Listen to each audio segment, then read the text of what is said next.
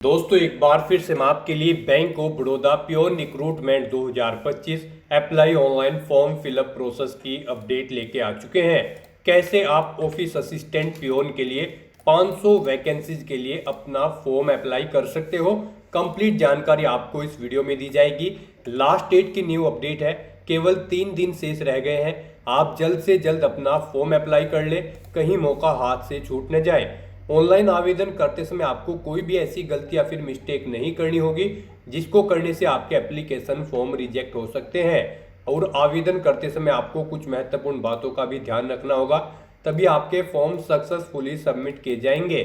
आवेदन करते समय आप क्वालिफिकेशन की डिटेल कैसे दोगे, कैसे आप यहाँ पर अपने एग्जाम सेंटर चुनोगे, कैसे आप यहाँ पर अपने डॉक्यूमेंट, फोटोग्राफ, सिग्नेचर अपलोड करोगे और कैसे फीस पेमेंट करते हुए आप रजिस्ट्रेशन से लेकर प्रिंट तक अपना फॉर्म अप्लाई करोगे। पूरी जानकारी स्टेप बाय स्टेप देखने के लिए आपको ये वीडियो शुरू से लेके एंड तक बिना स्किप किए हुए देखनी होगी। इस वीडियो को कंप्लीटली देखने पर ही आपके सभी सवाल और डाउट क्लियर होंगे। तो चलिए दोस्तों, बिना कोई वक्त गंवाए शुरू करते हैं bank of Baroda peon recruitment form fill up की पूरी जानकारी। फॉर्म भरने से पहले आपको हमारी वेबसाइट IND सरकारी नौकरी के इस पेज पर विजिट करना होगा, जिसका लिंक आपको नीचे description plus first comment box में मिल जाएगा। और हमारे इस पेज पर विजिट करके आप यहां से bank of Baroda peon recruitment का फॉर्म अप्लाई कर सकते हो। बैंक ऑफ बड़ौदा की ओर से ऑफिस असिस्टेंट पियोन का नोटिफिकेशन रिलीज कर दिया गया था। 500 वैकेंसी जहां पर निकली हुई है। लास्ट डेट की अपडेट है, केवल 3 दिन शेष रह गए हैं। आप जल्द से जल्द अपना फॉर्म अप्लाई कर ले, कहीं मौका हाथ से छूट न जाए। 19,500 से 37,815 सैलरी है। 10वीं पास कैंडिडेट इसके लिए अप्लाई कर सकते हैं। 18 से 26 वर्ष आयु सीमा है। जनरल OBC WS के लिए 600 रुपये फीस है। SC/ST PH फीमेल के लिए 100 रुपये है, जो कि आप ऑनलाइन मोड से पेमेंट कर सकते हो। Online examination, group discussion, document verification और टेस्ट ऑफ लोकल लैंग्वेज के आधार पे आपका चयन किया जाएगा। ऑनलाइन अप्लाई कर सकते हो, ऑल इंडिया से अप्लाई कर सकते हो। Bank of Baroda .in portal से ये इसकी ऑफिशियल वेबसाइट है। इंपोर्टेंट लिंक सेक्शन के अंतर्गत इंग्लिश और हिंदी नोटिफिकेशन PDF लिंक पर क्लिक करके आप इसकी इंग्लिश या फिर हिंदी की PDF डाउनलोड कर सकते हो और इसमें से कंप्लीट डिटेल चेकआउट कर सकते हो। जैसे कि क्या यहाँ पर state wise, category wise vacancies रहेगी, क्या एलिजिबिलिटी क्राइटेरिया है, एग्जाम पैटर्न, सिलेबस आपका क्या रहने वाला है, कैसे आप इस भर्ती के लिए अप्लाई ऑनलाइन कर सकते हो। पूरी जानकारी के लिए आपको ये वीडियो शुरू से लेकर एंड तक देखनी होगी। PDF रीड आउट करने के बाद में आपको अप्लाई ऑनलाइन लिंक पर क्लिक करना होगा, तो आपके सामने इसका ऑनलाइन आवेदन करने का ये ऑफिशियल पोर्टल ओपन हो जाएगा। गाइस, यहाँ पर अगर आपने पहले से अपना रजिस्ट्रेशन कर रखा है तो आपको अपना रजिस्ट्रेशन नंबर एंटर करना है, अपना पासवर्ड आपको एंटर करना है, ये सिक्योरिटी कोड आपको यहाँ पर एंटर करना है और उसके बाद आपको सबमिट के इस ऑप्शन पर क्लिक करके अपने डैशबोर्ड में लॉगिन कर लेना है और फिर वहां से आपको अपना फॉर्म अप्लाई करना है। और अगर आप इस भर्ती के लिए फर्स्ट टाइम अप्लाई करने जा रहे हो तो सबसे पहले यहाँ पर आपको अपना रजिस्ट्रेशन करना होगा। उसके लिए आपको click here for new registration की टैब दी गई है, आप इस टैब पर क्लिक करें, आपके सामने रजिस्ट्रेशन का फॉर्म ओपन हो जाएगा। यहाँ पर आपको अपनी बेसिक डिटेल्स प्रोवाइड कराते हुए अपना रजिस्ट्रेशन कर लेना है। सबसे पहले यहाँ पर आपको अपना फर्स्ट नेम देना है, उसके बाद आपको अपना फर्स्ट नेम एक बार फिर से एंटर करके उसे कंफर्म कर लेना है।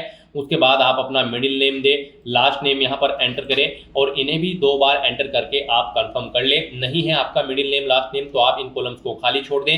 उसके बाद यहाँ पर आपको अपना मोबाइल नंबर एंटर करना है, वही मोबाइल नंबर एक बार फिर से एंटर करके उसे कंफर्म कर लेना है। कोई अल्टरनेट मोबाइल नंबर है तो वो आप एंटर कर दे, नहीं है तो आप इस कॉलम को खाली छोड़ दें। उसके बाद गाइस यहाँ पर आपको अपनी ईमेल आईडी के शुरू के कैरेक्टर एंटर करने हैं और फिर आपको यहाँ पर डोमेन नेम इधर से सिलेक्ट कर लेना है। उसके बाद आपको यहाँ पर अपनी कंप्लीट ईमेल आईडी टाइप करनी है, ये कैप्चा कोड आपको यहाँ पर एंटर करना है और फिर आपको यहाँ पर सेव एंड नेक्स्ट के इस ऑप्शन पर क्लिक कर देना है। नेक्स्ट आपके सामने कुछ इस तरह से इंटरफेस ओपन होगा। यहाँ पर आपको एक रजिस्ट्रेशन नंबर और पासवर्ड प्रोवाइड कर दिया गया है।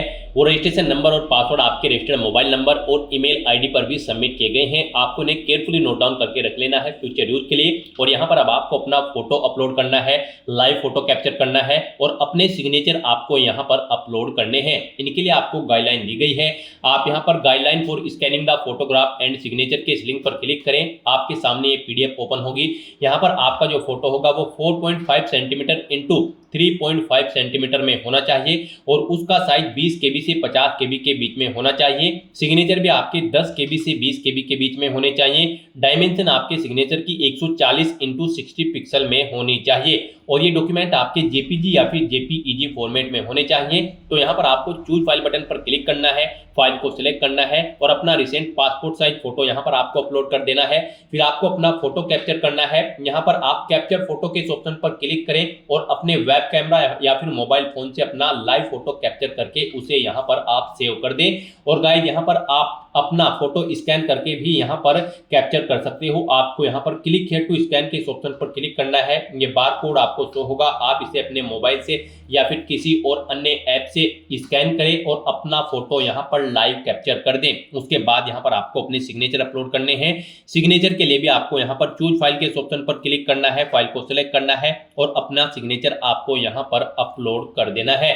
और उसके बाद आपको गाइस यहाँ पर इन चेकबॉक्सेस को ओके करना है और फिर आपको यहाँ पर नेक्स्ट के इस ऑप्शन पर क्लिक कर देना है। नेक्स्ट आपके सामने कुछ इस तरह से इंटरफेस ओपन होगा। अब यहाँ पर आपको अपनी बेसिक डिटेल प्रोवाइड करनी है। सबसे पहले यहाँ पर आपको स्टेट सिलेक्ट करना है, जिस स्टेट के लिए आप अप्लाई करना चाहते हैं। यहाँ पर आप जिस भी स्टेट के लिए अप्लाई करना चाहते हैं चेकआउट कर सकते हो, कौन से स्टेट में कितनी नंबर ऑफ वैकेंसीज निकली है। इंडिया के सभी स्टेट में ये भर्ती है। तो यहाँ पर स्टेट सेलेक्ट करने के बाद फिर आपसे पूछा गया है आपने जो ये स्टेट सेलेक्ट किया है क्या आप उसकी ऑफिशियल लैंग्वेज जानते हैं, जो भी उस स्टेट की ऑफिशियल लैंग्वेज है। जैसे कि यहाँ पर अगर आप उत्तर प्रदेश सेलेक्ट करते हैं तो फिर आपको हिंदी भाषा रीड राइट और स्पीक आनी जरूरी है। गुजरात के लिए अप्लाई कर सकते हो तो आपको गुजराती लैंग्वेज आनी जरूरी है, उसे रीड राइट स्पीक। तमिलनाडु के लिए अप्लाई करते हो तो आपको तमिल लैंग्वेज आनी जरूरी है। तो यहाँ पर आपको स्टेट के अकॉर्डिंग उसकी ऑफिशियल लैंग्वेज सेलेक्ट कर लेनी है। फिर आपको अपनी कैटेगरी यहाँ पर सेलेक्ट करनी है। उसके बाद गाइस यहाँ पर आपसे पूछा गया है कि क्या आप PWBD कैंडिडेट हैं और आपकी डिसेबिलिटी की परसेंटेज 40% से अबव है। अगर है तो आप यस करेंगे, डिसेबिलिटी का टाइप सेलेक्ट करेंगे और फिर यहाँ पर आप अपनी सब डिसेबिलिटी है तो फिर यहाँ पर आप सब डिसेबिलिटी सेलेक्ट करेंगे और फिर यहाँ पर आप सब टाइप ऑफ मल्टीपल डिसेबिलिटी है तो यहाँ पर आप सेलेक्ट करेंगे। और अगर आप PWBD कैंडिडेट नहीं है तो यहाँ पर आपको नो ऑप्शन सेलेक्ट करना है, ये आगे की डिटेल आपको नहीं देनी होगी। उसके बाद यहाँ पर आपको इस पेज को नीचे स्क्रॉल डाउन करना है। फिर यहाँ पर आपसे पूछा गया है कि क्या आप यहाँ पर person with specified disability cover करना चाहते हैं under the definition section 2 of the RPWD act 2016 के। अगर चाहते हैं तो यस करें, नहीं तो नो ऑप्शन सेलेक्ट करें। उसके बाद यहाँ पर आपसे पूछा गया है आपकी रिलीजन, आपको अपना रिलीजन यहाँ पर सेलेक्ट कर लेना है। फिर यहाँ पर आपसे पूछा गया कि क्या आप माइनॉरिटी कम्युनिटी के अंतर्गत आते हैं। अगर आते हैं तो यस करें, नहीं तो नो ऑप्शन सेलेक्ट करें। EX सर्विसमैन है तो यस करें और फिर यहाँ पर आप अपनी EX सर्विसमैन की डिटेल दें, जैसे कि आपको are you disabled EX serviceman. अगर डिसेबल्ड EX सर्विसमैन है तो यस करेंगे, नहीं तो नो ऑप्शन सेलेक्ट करेंगे। पीरियड ऑफ सर्विस आपको देनी है मंथ में। और अगर आप EX सर्विसमैन नहीं है तो यहाँ पर आपको नो ऑप्शन सेलेक्ट करना है। फिर यहाँ पर आपसे पूछा गया है कि क्या आप किल्ड एक्शन के सर्विसमैन हैं। अगर हैं तो आप यस करें, नहीं तो नो ऑप्शन सेलेक्ट करें। उसके बाद यहाँ पर आपसे पूछा गया है कि क्या आप यहाँ पर एज में रिलैक्सेशन चाहते हैं। अगर आप विडो है या फिर डाइवोर्स वुमेन है, अगर चाहते हैं तो यस करें, नहीं तो नो ऑप्शन सेलेक्ट करें। फिर यहाँ पर आपको अपनी नेशनलिटी सेलेक्ट कर लेनी है। फिर यहाँ पर आपको अपना एग्जामिनेशन सेंटर सेलेक्ट करना है। आप अपनी चॉइस के अकॉर्डिंग यहाँ पर कोई भी अपना एग्जामिनेशन सेंटर सेलेक्ट करें। उसके बाद यहाँ पर आपसे पूछा गया है आपका क्वेश्चन पेपर का मीडियम, यहाँ पर एग्जामिनेशन में आप किस लैंग्वेज में चाहते हैं। English and Hindi, English and Urdu.